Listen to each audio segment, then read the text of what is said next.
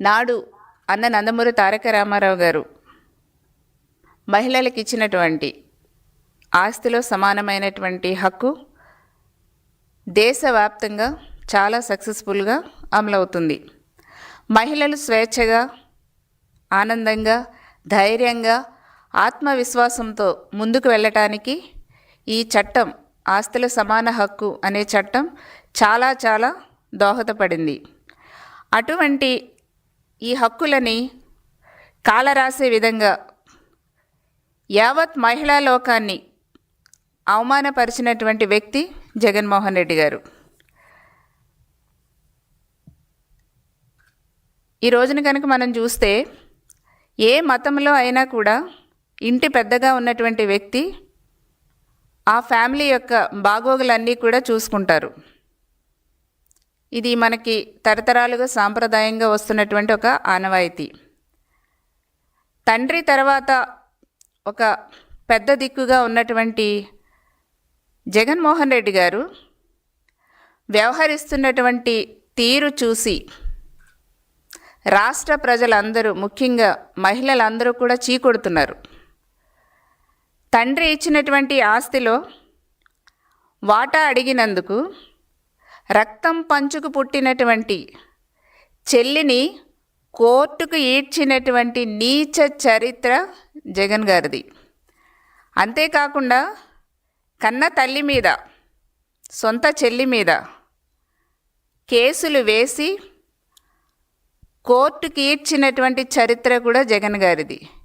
ఈయన ఇంత దారుణాలు చేసినటువంటి వ్యక్తిగా సొంత తల్లి మీద, చెల్లి మీద కోర్టు కేసులు వేసి వాళ్ళని కోర్టు కీడ్చినటువంటి ఒక మాజీ ముఖ్యమంత్రిగా జగన్మోహన్ రెడ్డి గారు చరిత్రలో నిలిచిపోతారు. ఎవరైనా సరే తల్లి, చెల్లి మీద ఒక మాజీ ముఖ్యమంత్రిగా చేసినటువంటి వ్యక్తులు ఎవరైనా కోర్టుకు వెళ్ళటం చూసారనేసి నేను ప్రజల్ని అడుగుతున్నా. ఆస్తుల కోసం రోడ్డు ఎక్కారండి ఒక ప్రజాసేవలో ఉన్నటువంటి వ్యక్తులు.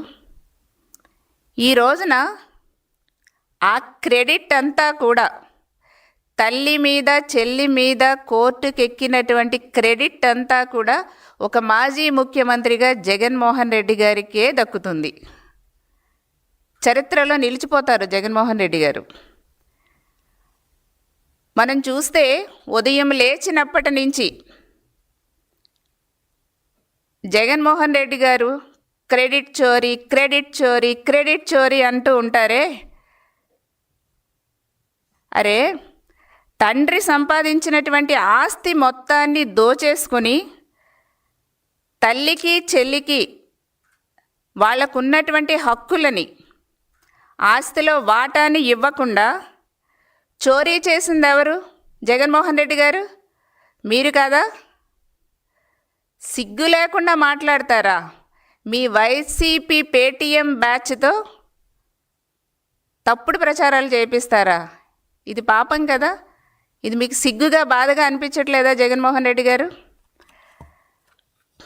ఈ రోజున మీరెంత దారుణానికి దిగజారిపోయారంటే, ఒక మానవత్వం అనేది కూడా లేకుండా ఈ రోజున మీరెంతగా దిగజారిపోయారంటే, పిల్లల ఆస్తులను కూడా మీ పిల్లల ఆస్తులు కూడా కొట్టేసి ఈ రోజున మేనమామ కాదు, కంసు మామగా తయారయ్యారు జగన్మోహన్ రెడ్డి గారు. మీరు మీ చెల్లి పిల్లల ఆస్తులను కూడా కొట్టేసి ఈరోజు వాళ్ళకి మేనమామలా కాదు, కంసు మామలా తయారయ్యారు మీరు. బుద్ధి తెచ్చుకోండి. కనీసం మానవత్వంతో ఆలోచించండి జగన్మోహన్ రెడ్డి గారు. మహిళల యొక్క ఆస్తులని దోచుకుని వాళ్ళకి రావాల్సింది ఇవ్వకుండా ఎగ్గొట్టేయటం అనేది అది ఎంత దారుణం. ఈ రోజున చూస్తే జనాలు కూడా, ప్రజలు అనుకుంటున్నారు, తల్లికి, చెల్లికి కూడా న్యాయం చేయని వాళ్ళు ప్రజలకు ఏం న్యాయం చేస్తారు? అంతేకాకుండా ఈ రోజున జగన్మోహన్ రెడ్డి గారి తీరు కనుక చూస్తే ఆస్తులని ప్రేమించటం, తల్లిని, చెల్లిని వేధించటం, ఇదొక పాలసీలాగా తయారైపోయింది. ఇది మహిళల ఆస్తి హక్కు సమస్యే కానీ జగన్మోహన్ రెడ్డి గారి యొక్క కుటుంబ సమస్య కాదని కూడా నేను తెలియజేస్తున్నా. ఈ జగన్మోహన్ రెడ్డి గారు వాళ్ళ పత్రికలో కానీ వాళ్ళ పేటీఎం బ్యాచ్ కానీ వీళ్ళందరితో చేయించేది చాలా దారుణాలు చేపిస్తున్నారు. ఈ రోజున దేవుడితో పరాచకాలు ఎన్ని జన్మాలు ఎత్తినా కూడా పరిహారం పొందని పాపాలన్నీ కూడా జగన్ గారు చేస్తున్నారు, వాళ్ళ బ్యాచ్తో చేపిస్తున్నారు. పదవీకాంక్షలు, కుట్రలు, కుతంత్రాలు, క్యారెక్టర్ అసాసినేషన్లు చేయించడం సోషల్ మీడియాలో, సొంత కుటుంబ సభ్యుల మీద అని కూడా చూడకుండా వాళ్ళ మీద క్యారెక్టర్ అసాసినేషన్లు చేయించడాలు, అధికార పార్టీ వాళ్ళ మీద చేయించడాలు, ఎవరిని వదలటం లేదు. ఇవన్నీ కూడా పరిహారం పొందని పాపాలుగా మిగిలిపోతాయి జగన్మోహన్ రెడ్డి గారు మీకు. జగన్ గారి యొక్క రాజకీయ జీవితానికే ఇవన్నీ కూడా ప్రమాదకరం అనేసి కూడా నేను తెలియజేస్తున్నా. అవినీతి సొమ్ము అంతా కూడా మాదేనని ఈ రోజున సొంత కుటుంబ సభ్యులకు కూడా ఇవ్వకుండా ఎగ్గొట్టేయటం అనేది కూడా చాలా దారుణం అనేసి కూడా నేను తెలియజేస్తున్నా. అంతేకాకుండా తండ్రి పాలనలో, తండ్రి సంపాదనలో దాదాపుగా 43,000 కోట్లు కలిగినటువంటి జగన్ గారు చట్ట ప్రకారం తల్లికి చెల్లికి 2 సమాన భాగాలు ఇవ్వాల్సినటువంటి అవసరం ఉంది. కానీ ఎందుకు ఇవ్వరు? తమ ఆస్తి హక్కును వాళ్ళకి పొందాలన్నా, వాళ్ళకి ఆ ఆస్తి హక్కు మీద రక్షణ ఉండాలంటే డెఫినెట్గా మహిళా లోకం అందరూ కూడా జగన్ గారిని నిలదీయాల్సినటువంటి అవసరం ఉంది. జగన్ గారికి పట్టినటువంటి డబ్బు పిచ్చి వదలగొట్టాల్సినటువంటి అవసరం కూడా రాష్ట్ర ప్రజల మీద ఉంది. లేదంటే రాష్ట్ర ప్రజలకి కూడా రక్షణ ఉండే పరిస్థితి లేదు అనేసి కూడా తెలియజేస్తున్నా. ఎంత నీచాలు, ఉచ్చ నీచాలన్నీ కూడా మర్చిపోయి ధన పిచ్చితో ఉన్నటువంటి ఇలాంటి వాళ్ళు రాజకీయాల్లో ఉండటానికి అర్హులు కాదు. అంతేకాకుండా సునీతకు అండగా నిలిచినటువంటి మహిళలు ధన, మాన, ప్రాణ, ఆస్తి హక్కులను కూడా రక్షించుకోవాల్సినటువంటి అవసరం ఉంది. తల్లిని చెల్లిని గౌరవించకుండా, భారతీయ సాంప్రదాయాల్ని కాపాడకుండా ఉన్నటువంటి వ్యక్తుల్ని రాజకీయాల్లో ఉండే అర్హత లేదు. ఇలాంటి వ్యక్తులకి రాజకీయాల్లో ఉండే అర్హత లేదు, సమాజంలో ఉండే అర్హత కూడా లేదు. చెల్లి కన్నా కూడా బాబాయిని చంపినటువంటి అవినాష్ రెడ్డికే ఎందుకు ఈయన ఇష్టడయ్యాడు? ఎందుకు ఎక్కువయ్యాడు చెల్లి కన్నా కూడా? రక్తపు మడుగులు క్లీన్ చేయించి సాక్ష్యాధారాలని అవినాష్ ఎందుకు ధ్వంసం చేయించాడు? సాక్ష్యాధారాలను ధ్వంసం చేయించడం ఐపీసీ 301 ప్రకారం హత్యా నేరంతో సమానమని ఎంపీకి తెలియంది కాదు కదా. అవినాష్ను రక్షించకపోతే తాడేపల్లి ప్యాలెస్ ఫోన్లు గుట్టురట్టు చేస్తారనేసి మరి జగన్ గారికి వాళ్ళ ఫ్యామిలీకి ఏమైనా భయమా?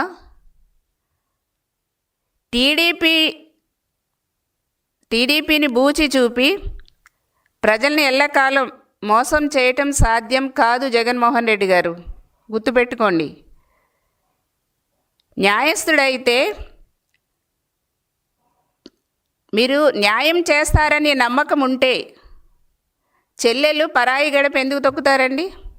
వేరే వాళ్ళ దగ్గరికి ఎందుకు వెళ్తారు? ఎవరైనా సరే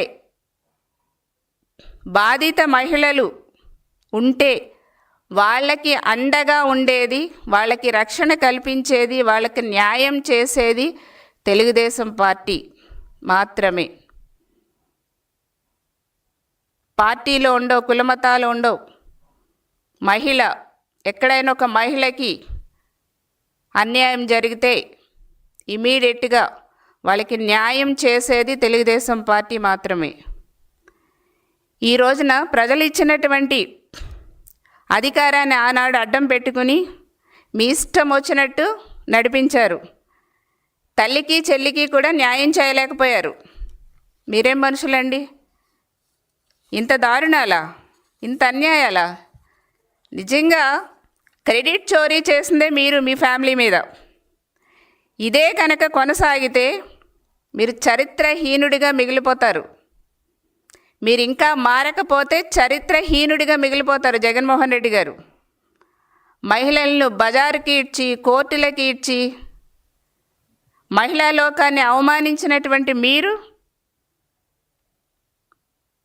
మిమ్మల్ని సరైన సమయంలో సరైన రీతిలో మా మహిళలే మీకు తగినటువంటి బుద్ధి చెప్తారని కూడా తెలియజేస్తున్నాం.